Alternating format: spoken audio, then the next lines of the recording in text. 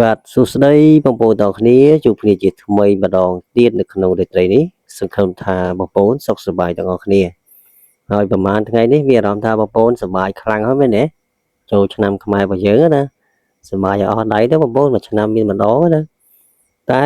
សប្បាយក្នុងលក្ខណៈថាយើងធ្វើរឿងត្រឹមត្រូវបងប្អូនមិនមែនទៅលួចឆក់ប្លន់ឆក់ខ្សែកគេណាហ្នឹងគឺពិបាកបន្តិចហើយសម្រាប់ពិធីបុណ្យចូលឆ្នាំខ្មែររបស់យើងគឺមួយឆ្នាំនេះគឺសប្បាយគួរសមបងប្អូនទាំងអ៊ិចមីនេះណាគឺទៅលេងវត្តភ្នំវត្តអីដែរគឺមានមនុស្សច្រើនកកខ្លាំងមែនទែនបងប្អូនហើយសម្រាប់បងប្អូនដែលថ្មីបងប្អូនកុំភ្លេចជួយចុច Subscribe លើ Channel ថ្មីរបស់ខ្ញុំបាទផងដើម្បីទទួលបាននូវសាច់រឿងថ្មីទៀតពីខ្ញុំបាទឥឡូវកុំឲ្យបាច់អូហូស្ទឹងយូរពេកបងប្អូនណាហើយនាំអារម្មណ៍បងប្អូនទៅស្ដាប់នៅសាច់រឿងរបស់បងប្អូនស្រីម្នាក់តែគាត់នឹងគឺមានអាយុ18ឆ្នាំទេបងប្អូនក៏ប៉ុន្តែបងប្អូនស្រីនឹងគឺគាត់នៅរៀនធម្មតាទេហើយរៀនសុកមិនដឹងថាមូលហេតុអីទេបានទៅសំម្ដាយរបស់គាត់នឹងទៅយកប្តីបងប្អូនម្យ៉ាងរបស់គាត់ដែររៀនសុកណាហើយបងប្អូនស្រីគឺគាត់មានអាយុទើបតែ18ឆ្នាំដោយសប្តាហ៍ថ្ងៃបងប្អូនស្រីនៅរៀនទេ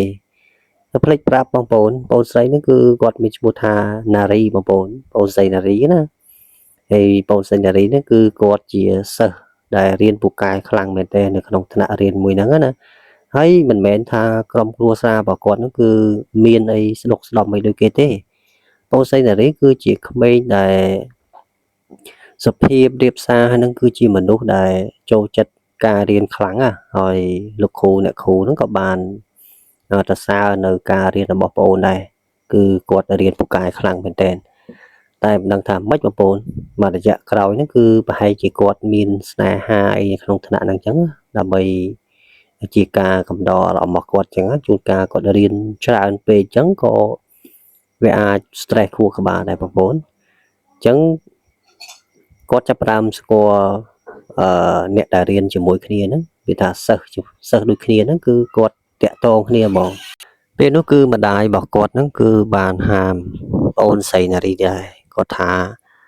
ខ្លួនណាទៅរៀនណាប្រយ័ត្នមានស្នេហាស្នេហ៍ហើទៅណាប្រយ័ត្នមកផ្ទះចាំអញវាយ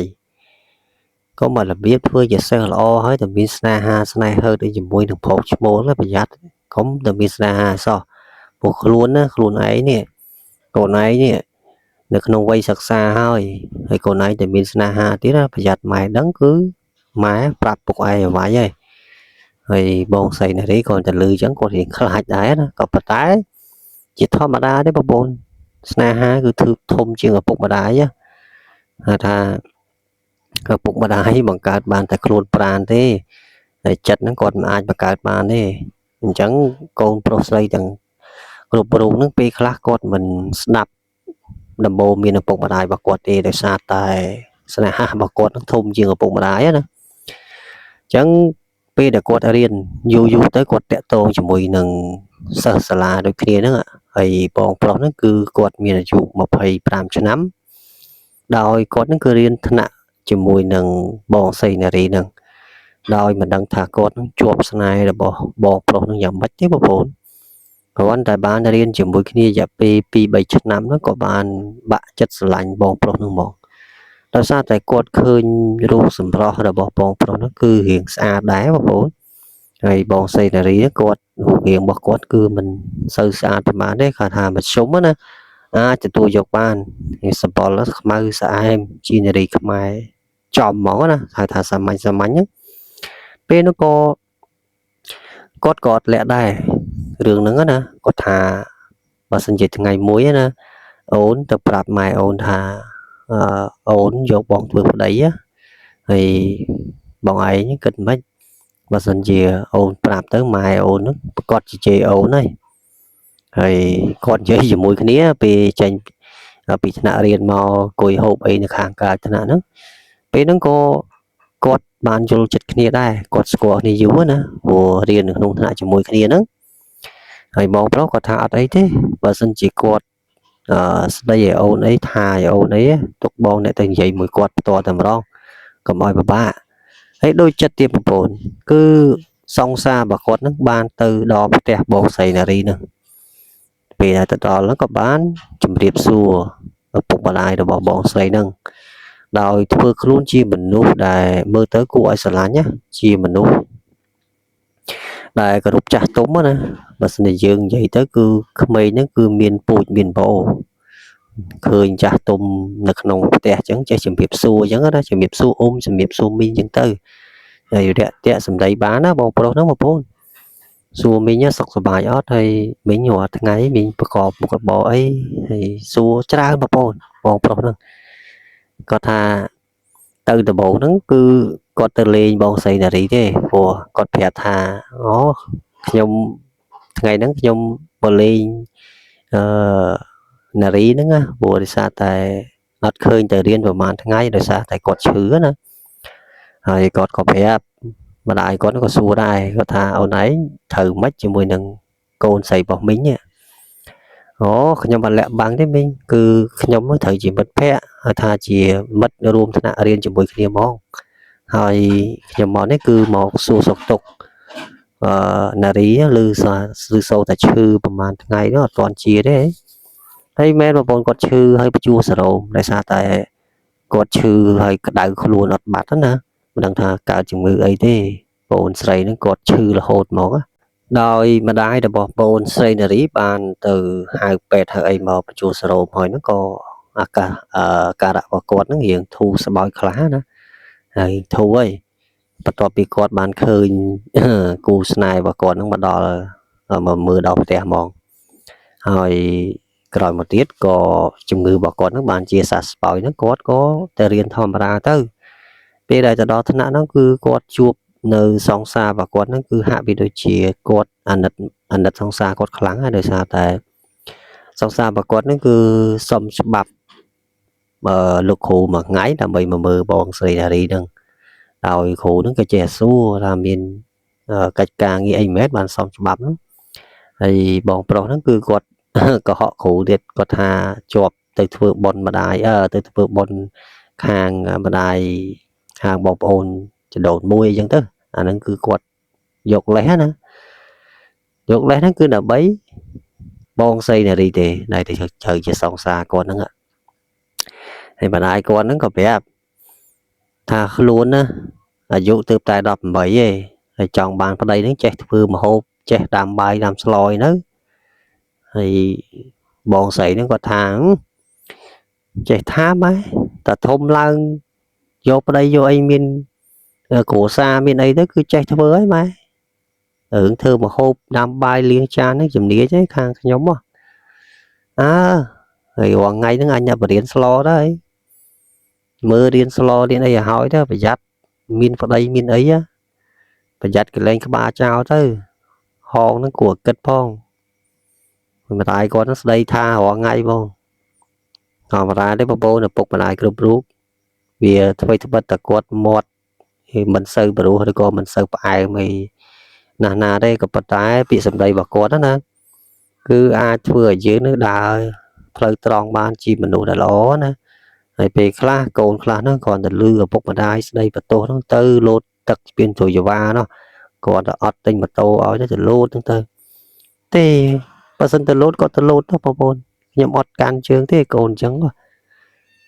ពាក្យពេចន៍របស់គាត់គឺចង់ឲ្យកូននឹងល្អគ្រប់ទៅរូបទេបងប្អូនឪពុកម្ដាយណាក៏ដូចឪពុកម្ដាយណាដែរអត់ចង់ឲ្យកូននឹងបានផលអាក្រក់អីទេគាត់និយាយស្ដីបន្ទោសដើម្បីឲ្យកូននឹងមានហៅថាជាមនុស្សល្អមានរបៀបរៀបរយអញ្ចឹងទៅឲ្យមានការអត់ធ្មត់ពេលដែលអត់ពីគាត់ទៅ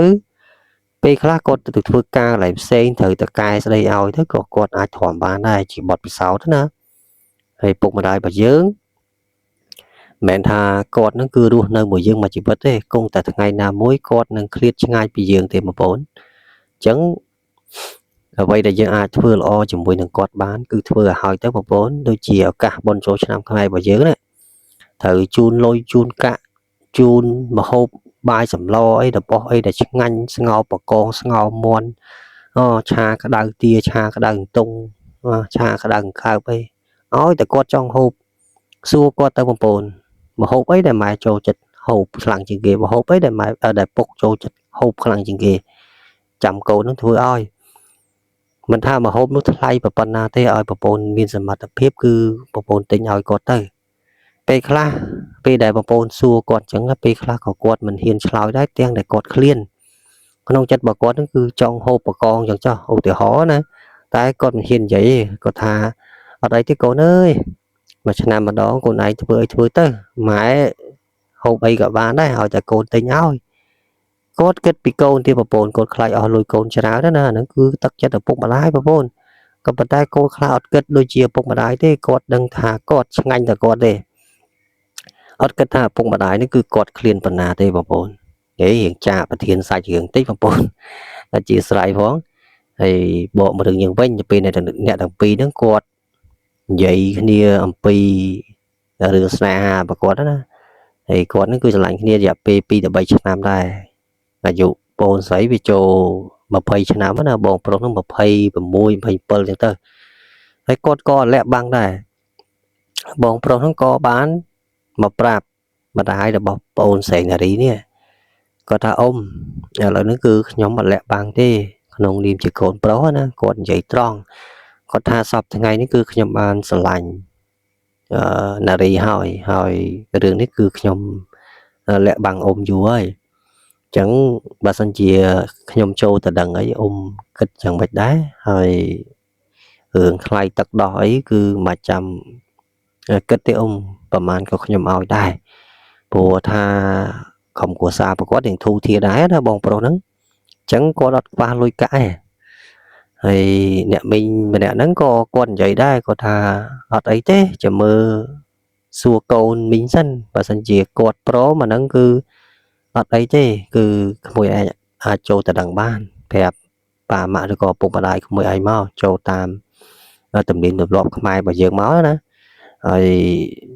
về nó có bồn sấy có quạt pro tam bị sầm đầy là bỏ sòng xà bà quạt đó nè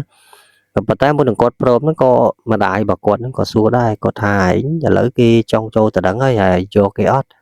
hay mà nè nó anh tôi gì lư tha chỉ mất phe rùm thế nào mười ấy nhỉ nâng ấy mai cứ nhom sờ lạnh cọt dúi tay nhom hiên bẹp mai để xa tay lạnh mai chê nhom hiên bẹp ấy